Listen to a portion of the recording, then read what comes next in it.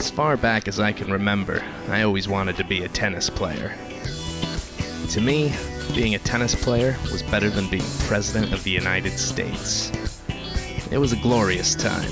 The young guns were all over the place. I was the luckiest kid in the world. I could go anywhere.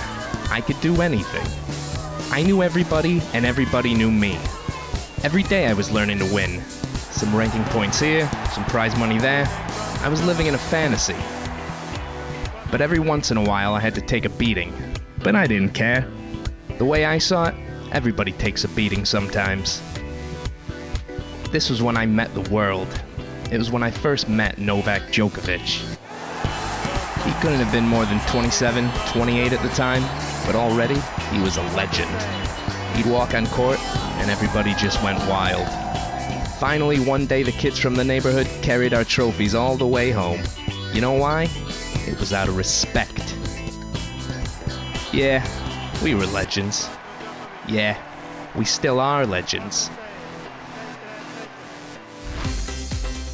Those legends of the ATP World Tour assembled in Rome for the Internazionali BNL d'Italia, the 5th Masters 1000 tournament of the year and the final to be held on clay. World number 1 Novak Djokovic arrived in Rome fresh from taking the week of Madrid off so as to make a full assault on the defence of his title here in the Italian capital. After Australian Open, very successful season in the US hardcourts and Monte Carlo, but it took a lot out of me, and I'm pleased that I made this decision and hopefully can impact positively on my performance this week.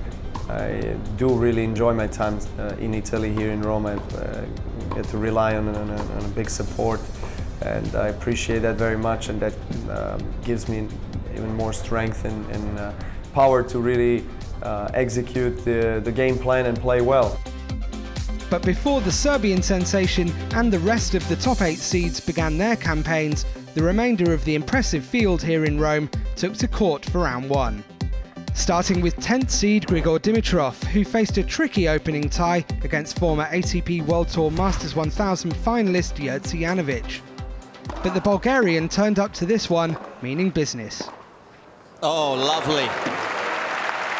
Things were considerably more difficult in the second set for the world number 11. A tiebreak ensued, and Dimitrov took an early advantage. That's the risk when you approach cross-court. The 10th seed wrapped up the match soon after to take his place in the second round in just over 90 minutes.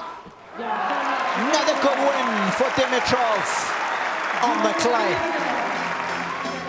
Dimitrov's next opponent would be the winner of the match between world number 50 Steve Johnson and the poster boy of Italian tennis Fabio Fognini. A tense opening set for the Italian number 1 led to a tiebreak where the momentum swung in Fognini's favour. With the home crowd fired up, Fognini began to turn on the style in the second set. The world number 1 was reaping the benefits. That all-important break was imminent. It's a staggering point. The home hero made no mistakes when serving for the match, ending on a high note. Fognini safely through to round 2. He's got him, and what a way to finish it for Fabio Fognini. Earlier in the day, Italian number 3 Simone Bolelli was unable to join his doubles partner Fognini in round 2. The world number 57 lost out to Austrian young gun Dominic Thiem 7-6, 7-6. Play kicked off on grandstand courts with a hard-fought 3-setter between 12th seed Gilles Simon and American number 2 Jack Sock. After dropping the first set, the Frenchman rallied to complete the comeback.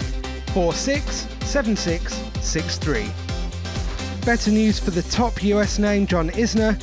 The tie-break specialist won yet another while seeing his way past Portuguese number 1 João Sousa in straight sets to tee up a second-round match against Leonardo Maia. A mixture of first and second-round ties await the fans at the Foro Italico on Tuesday as some big names enter the fray in Rome.